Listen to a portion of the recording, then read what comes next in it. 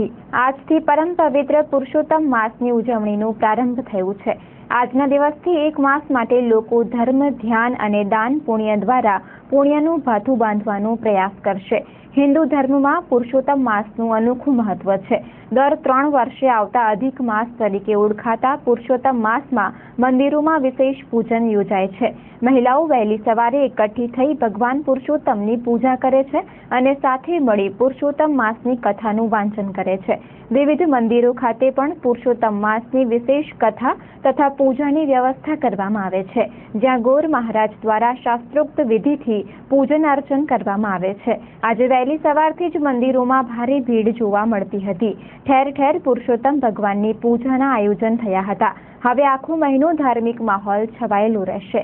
અધિક માસનો મહિમા વર્ણવતા ગોર મહારાજ તથા ભાવિક મહિલાએ ચંચળ ન્યૂઝ સાથે વાત કરી હતી।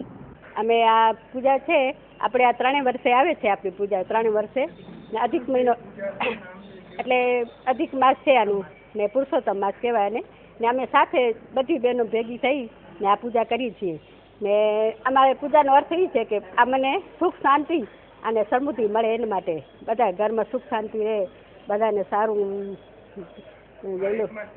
અમે આમાં ગોરમાની પૂજા કરી છે ને કનૈયાની પૂજા કરી છે એમ કે કનૈયાને કહીએ કે બધાને માટે સુખ શાંતિ અને સમૃદ્ધિ રહે અને 3 વર્ષ બધાને સારા જાય ઘરમાં સુખ શાંતિ મળે એ માટે અમે આ પૂજા કરી છે બધી।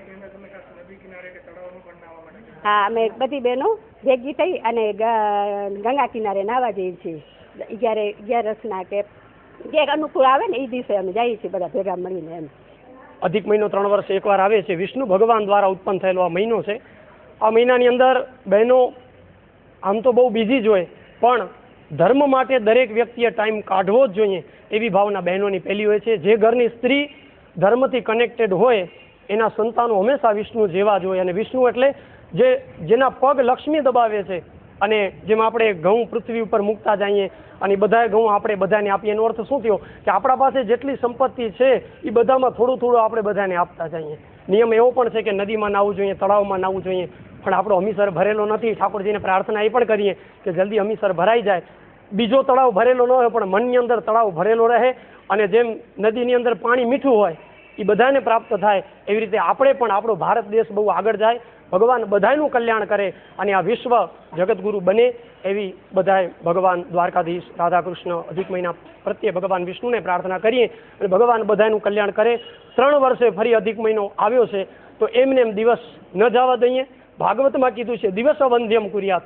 જે દિવસે આપણે ધર્મથી કનેક્ટેડ નથી, આ ભગવાનનું નામ નથી લીધું એ દિવસ વાંજ્યો છે અને વાંજ્યો હોય એટલે એનું મોઢું પણ આપણે ન જોઈએ। તો ભગવાનને પ્રાર્થના કરીએ જેમ ઘરની સ્ત્રીઓ આવી રીતે પૂજા કરે છે એમાં આપણે બધાએ સારા વિચારો સમાજની અંદર આપીએ અને આપણા અધિકર્ષ અધિકમ ફલમ એવી ભગવાનને પ્રાર્થના કરીએ। ભગવાન બધાનું કલ્યાણ કરે અને યજ્ઞાત ભવતી પર્જન્ય ઠાકોરજીને પ્રાર્થના કરીએ। વરસાદની જરૂર છે વાલા કચ્છ ઉપર વરસે એવી ભગવાનને પ્રાર્થના।